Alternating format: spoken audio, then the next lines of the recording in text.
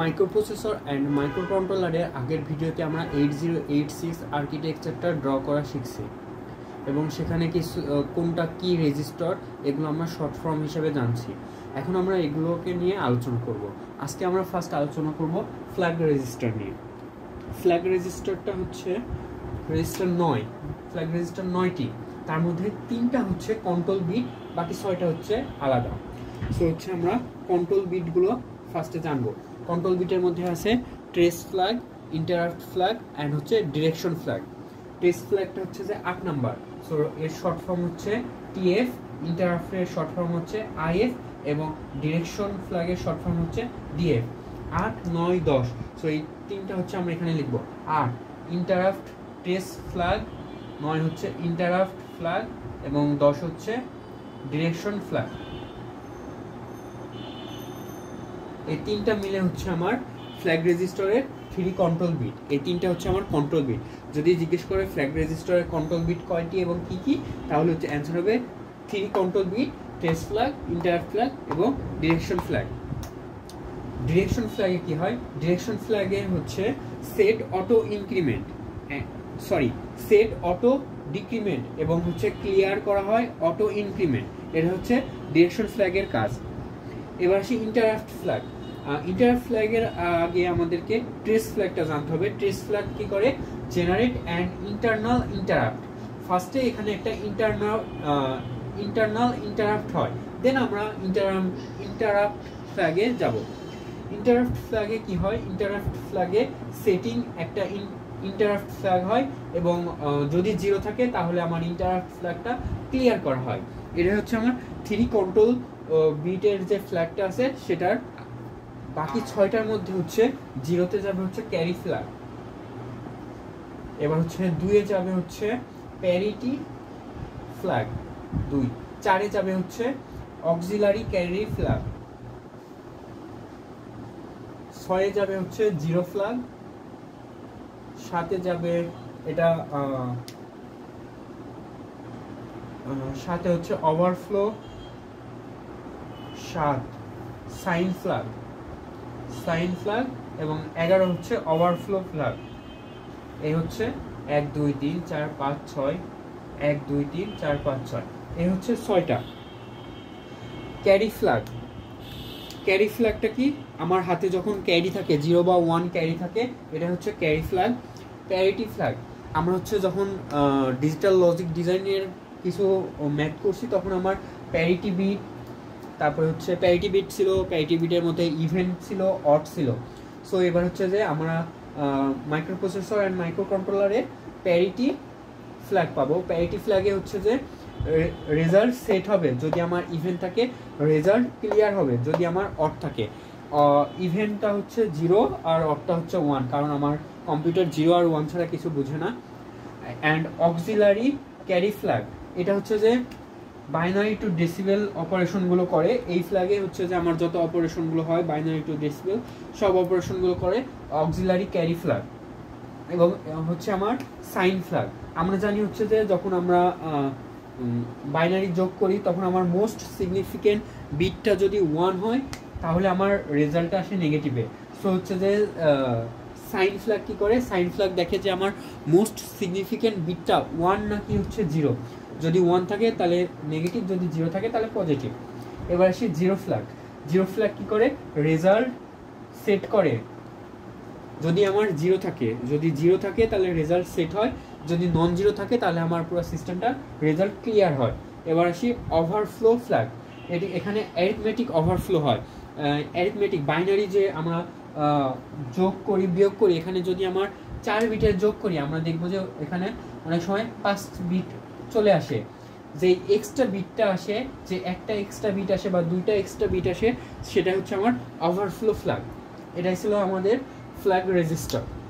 So আমরা যদি overview করি তাহলে আমার ফ্ল্যাগ রেজিস্টার 9টা, 3টা হচ্ছে কন্ট্রোল বিট ফ্ল্যাগ রেজিস্টার, বাকি হচ্ছে 6টা থাকে। সো 3টা আমরা কিভাবে মনে রাখতে পারি? 3টা আমরা চাইলে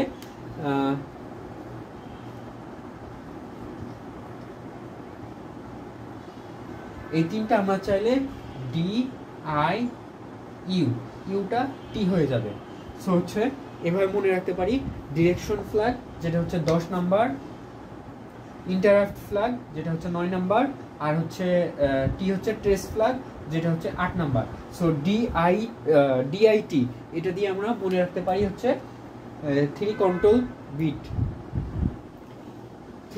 বিট ফ্ল্যাগ। এবং হচ্ছে যে আমাদের বাকি 6টা হচ্ছে, ফার্স্টে হচ্ছে 0তে হচ্ছে যে ক্যারি ফ্ল্যাগ, 2 নম্বরে হচ্ছে প্যারিটি ফ্ল্যাগ, 4 নম্বরে হচ্ছে অক্সিলারি ক্যারি ফ্ল্যাগ 4, এবার হচ্ছে 6 নম্বরে জিরো ফ্ল্যাগ, 7 নম্বরে হচ্ছে সাইন ফ্ল্যাগ, 7 নম্বরে সাইন ফ্ল্যাগ, এবং হচ্ছে আমার 11 নম্বরে ওভারফ্লো ফ্ল্যাগ। সো এটাই ছিল আমাদের ফ্ল্যাগ রেজিস্টার। এবার আমরা জেনারেল পারপোজ রেজিস্টার করব। জেনারেল পারপোজ রেজিস্টার কয় প্রকার? জেনারেল পারপোজ রেজিস্টার হচ্ছে 4 প্রকার। কি কি? A B C D, AX BX CX DX. AX কে আমরা দুই ভাগে ভাগ করতে পারি, একটা হচ্ছে এ এইচ, একটা হচ্ছে এ এল।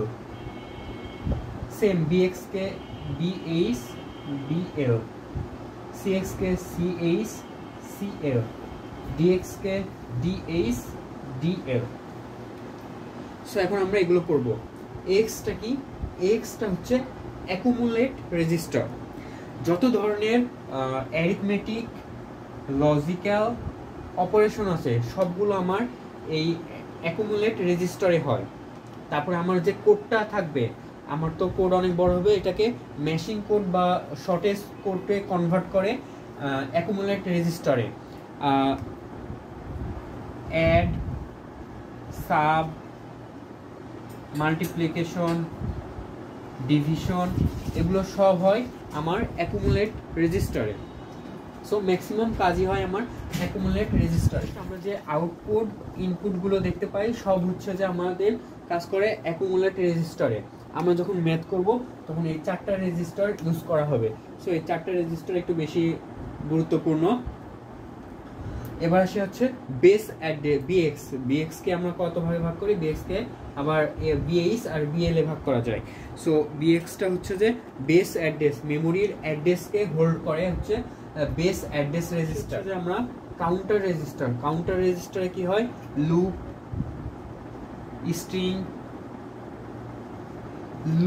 স্ট্রিং রিলেটেড যত ধরনের কোডের অপারেশন সব আমরা হচ্ছে সিএক্স দিয়ে করি, যেটা হচ্ছে কাউন্টার। আর একটা করা হয় আমার যখন কোনো কিছু কাউন্ট করা লাগে তখন আমরা এই কাউন্টার রেজিস্টার ইউজ করি। এবার এসে হচ্ছে আমরা ডিএক্সে কি করা হয়? ডিএক্সে হচ্ছে যে ডেটা রেজিস্টার। ডেটা রেজিস্টারটা কখন ইউজ করা হয়? যখন আমার হচ্ছে অ্যাকুমুলেট রেজিস্টারের ডিভিশন, মাল্টিপ্লিকেশন, সাবট্রাকশন এগুলো অনেক বড় হয়ে যায় ফর বিগ ডেটা। বিগ ডেটার ক্ষেত্রে তখন আমরা হচ্ছে যে ডেটা রেজিস্টার ইউজ করি।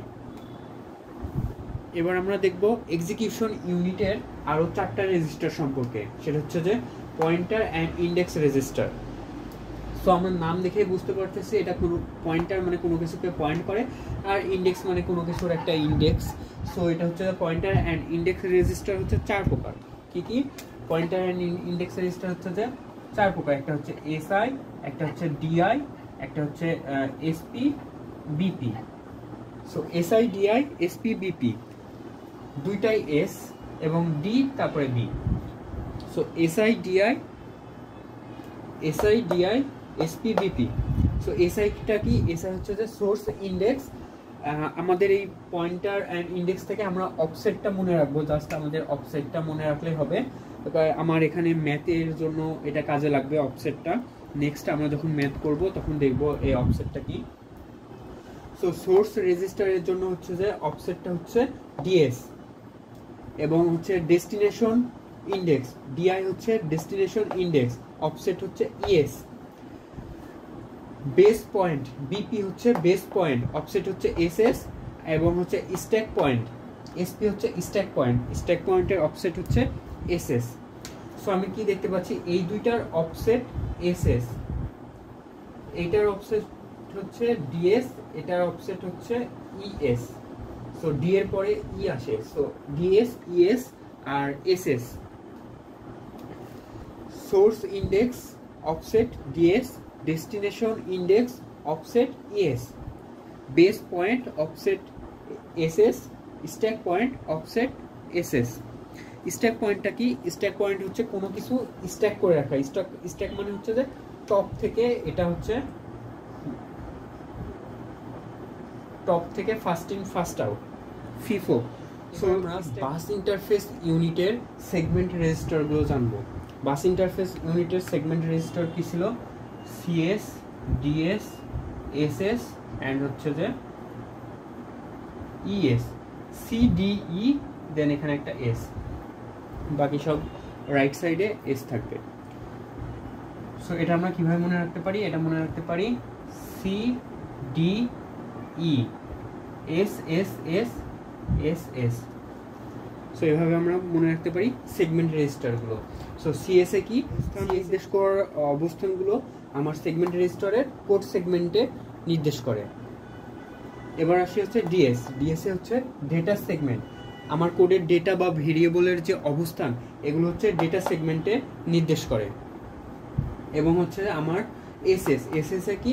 Stack segment. স্ট্যাক সেগমেন্টটা হচ্ছে 20 বিটের হয়। স্ট্যাকটা কি? আমরা জানি হচ্ছে ফার্স্ট ইন ফার্স্ট আউট, অথবা হচ্ছে দুইটা হবে, একটা হচ্ছে এসএস আর একটা হচ্ছে এসপি। টোটাল মিলে হচ্ছে আমার স্ট্যাক সেগমেন্ট হবে 20 বিটের। স্ট্যাকে পুশ হয়, পপ হয়। এবং হচ্ছে আমার এক্সট্রা সেগমেন্ট, এক্সট্রা সেগমেন্টটাও হচ্ছে 20 বিটের।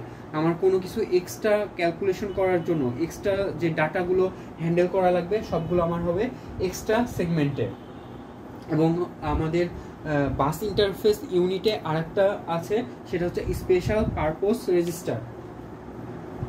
Special purpose register, special purpose register হচ্ছে IP, instruction pointer. Instruction pointer হচ্ছে কোড সেগমেন্টের সাথে একসাথে মিলে কাজ করে। এবং আমার পরবর্তী নির্দেশনা কি হবে, এটা হচ্ছে আমার ইনস্ট্রাকশন পয়েন্টার ঠিক করে দেয়, যাতে আমার টাইম ওয়েস্ট না হয়। ইনস্ট্রাকশন পয়েন্টারে আমার প্রতিটা নির্দেশনায় এরকম করে আসে 6 বিটের, যেটা হচ্ছে যে এখানে একটা একটা করে আসে, ওয়েট করে যে আমার এক্সিকিউশন ইউনিটে এখান থেকে পাস করে দেয়। এই পাশে থাকে হচ্ছে এক্সিকিউশন ইউনিট। সো ইনস্ট্রাকশন পয়েন্টারের কাজ কি? ইনস্ট্রাকশন পয়েন্টারের কাজ হচ্ছে যে আমার সকল নির্দেশনাগুলো হোল্ড করে রাখা এবং এক্সিকিউশন ইউনিটে পাস করে দেওয়া, যাতে এক্সিকিউশন ইউনিটে আমার কোনো কিছু এক্সিকিউট হতে যে টাইমটা নিবে, এই টাইমটা যাতে আমার ওয়েস্ট না হয়, এই জন্যই আমার ইনস্ট্রাকশন কিউ বা আইপি কাজ করে। সো এগুলো হচ্ছে আমাদের বেসিক রেজিস্টার। সো এতক্ষণ আমরা বেসিক যে রেজিস্টারগুলো আছে, রেজিস্টারগুলোর পরিচয় এবং কার কি কাজ সে সম্পর্কে জানলাম। নেক্সটে আমরা ম্যাথে প্রবেশ করব, এই চ্যাপ্টার 2 এ যে ম্যাথগুলো আছে। For more video, please subscribe and hit the bell icon.